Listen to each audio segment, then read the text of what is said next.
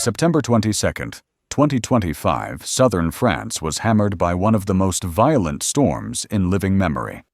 In just 3 hours, the skies unleashed over 110 millimeters of rain, drowning the Provence region. Winds nearing 100 kilometers per hour tore trees from their roots, ripped down power lines, and plunged thousands of homes into darkness. Streets in Marseille and Avignon were no longer streets. They became raging rivers, swallowing vehicles whole and flooding ground-floor apartments in minutes. Then came the nightmare within the nightmare. A tornado ripped through Souet-Lens, shredding rooftops and scattering debris across neighborhoods already underwater. Firefighters raced against time, carrying out dozens of daring rescues, pulling families from submerged cars, guiding terrified residents to higher ground, and battling chaos on every block. Online shocking footage spread cars drifting like wreckage at sea headlights, glowing dimly beneath muddy currents, entire districts erased by the dark. This was no ordinary storm. It was a climate disaster, a warning written in floodwaters and broken lives. Europe's struggle is a global one. What happened in France today could strike anywhere tomorrow. Preparation is not optional. It is survival.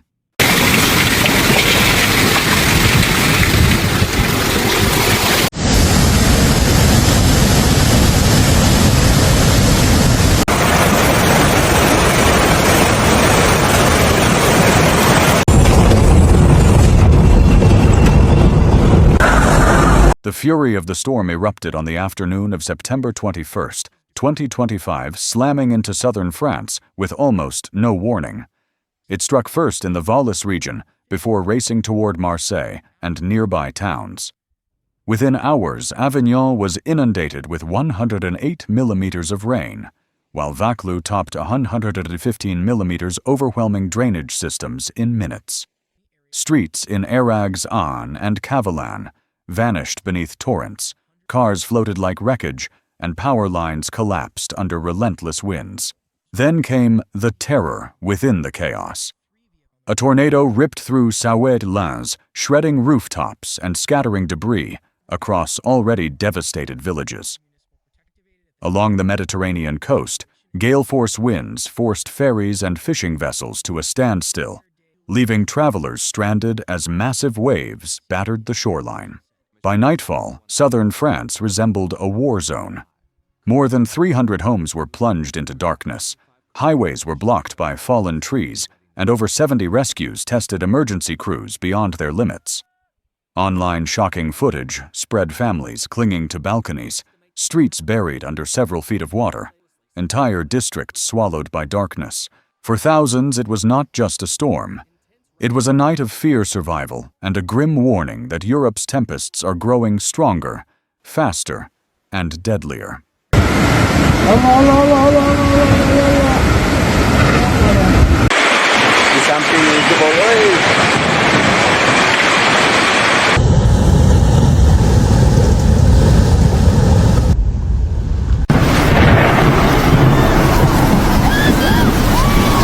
As the storm reached peak intensity on the night of September 21st, France's emergency services were pushed to the brink.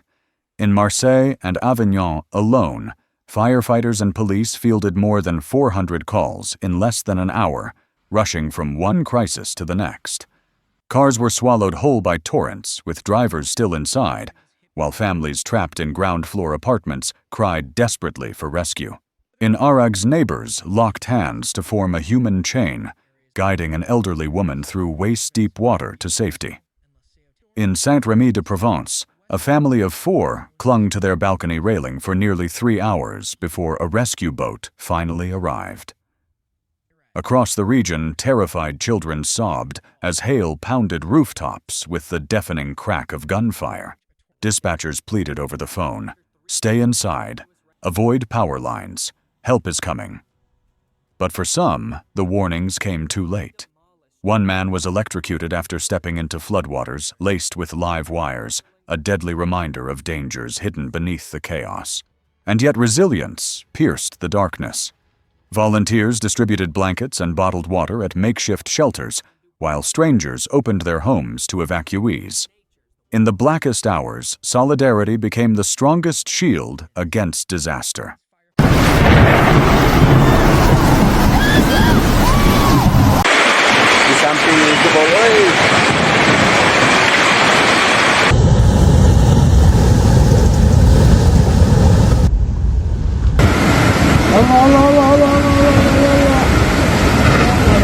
Meteorologists swiftly classified the September 21st system as a cold drop or gota fria, a rare yet explosive phenomenon.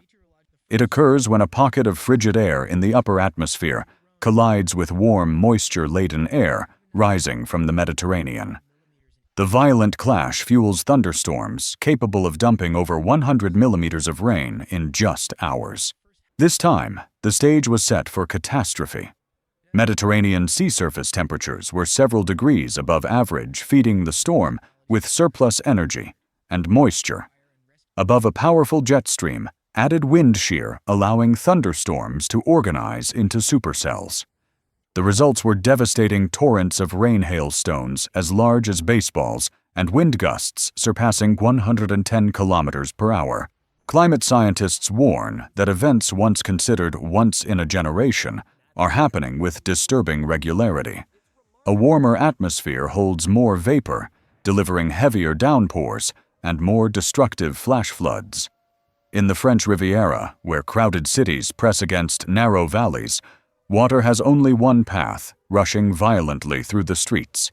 What struck southern France was no fluke of nature. It was a glimpse of the future, a world where storms intensify, disasters accelerate, and vulnerable communities from Europe to America's coasts face the same growing peril.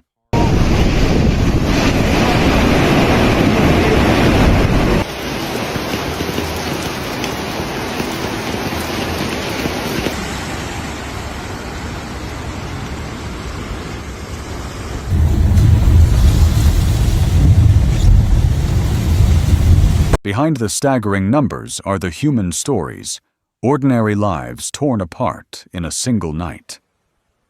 In Arles, families returned to homes where living rooms sat under water furniture destroyed, and photo albums drifted like wreckage. In Marseille, parents carried children through chest-deep floods toward rescue boats, each step a desperate fight for survival. For countless residents, this was not an inconvenience. It was the loss of safety comfort and the memories that made a house a home. Tragedy struck with a cruel hand. At least 4 people lost their lives. A man electrocuted by downed wires, a young driver swept from the road, and 2 elderly residents unable to escape the rising waters. Dozens more were injured by falling trees and hail that smashed through windows. And yet, in the midst of despair, resilience shone. Churches opened as shelters offering cots, warm meals, and light powered by generators. Volunteers cleared debris, distributed bottled water, and joined firefighters in rescue efforts. Strangers formed human chains to guide the vulnerable to higher ground. Shopkeepers gave away food before it spoiled. The storm exposed fragility, but it also revealed something greater, the unshakable will of communities to endure, to rebuild, and to carry forward.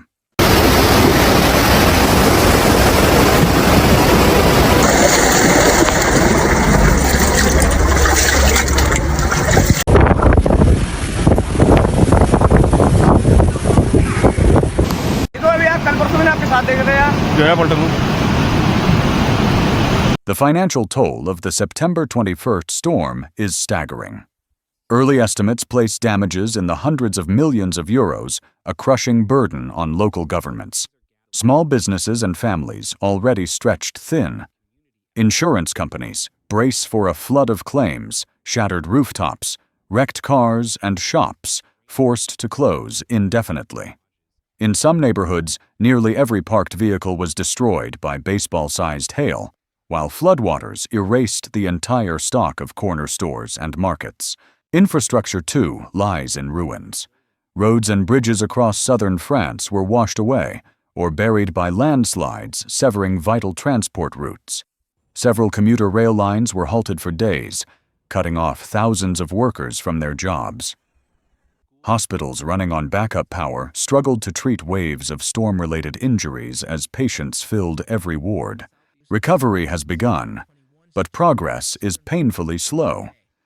Crews race to restore electricity and clear blocked roads, while emergency funds trickle toward displaced families. Local leaders plead with Paris and the European Union for relief, warning that without aid, many towns will not recover.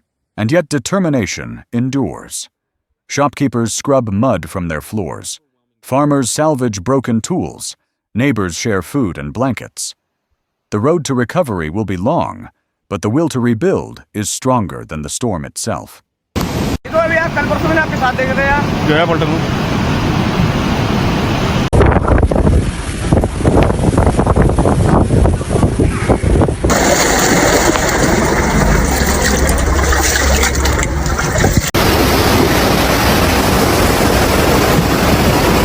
Meteorologists agree what struck southern France was no ordinary storm. It was the result of a perfect collision, a surge of hot, moisture-heavy air rising from the Mediterranean, slamming into a sharp cold, front-plunging from northern Europe. Overhead, a powerful jet stream added vertical wind shear fueling supercell thunderstorms that unleashed baseball-sized hail hurricane-force gusts and relentless downpours. But the story doesn't stop with weather maps. Climate scientists warn that a warming atmosphere is turning these extremes into the new normal. Warmer air absorbs more water vapor, meaning when storms ignite, rainfall falls harder and faster. At the same time, Mediterranean sea surface temperatures several degrees above average fed the storm with excess heat and moisture, supercharging convection far beyond what outdated infrastructure could withstand. This disaster was also a textbook case of training cells, thunderstorm after thunderstorm, hammering the same area.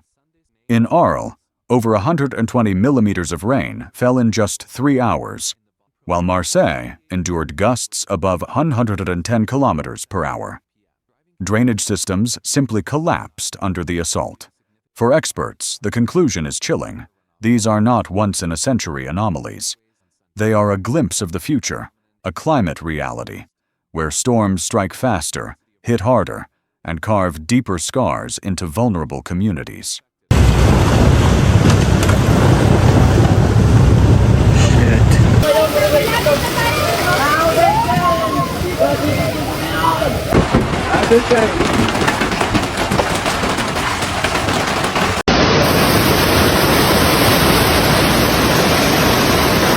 Every disaster leaves behind 2 stories, the destruction and the lessons it forces us to confront.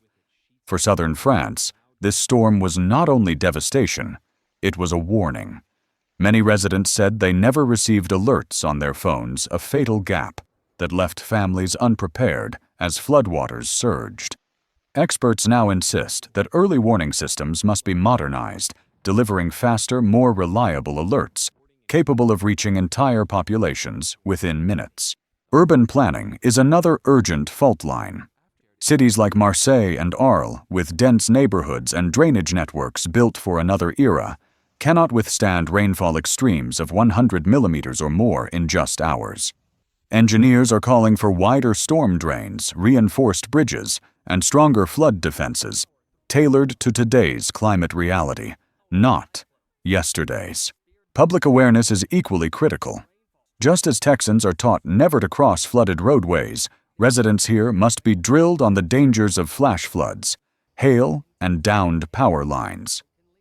Knowledge can be the thin line between survival and tragedy. Above all, adaptation is no longer optional. With storms intensifying, the choices made now, stronger homes, tougher. Building codes, better trained responders, will decide how resilient these communities are tomorrow.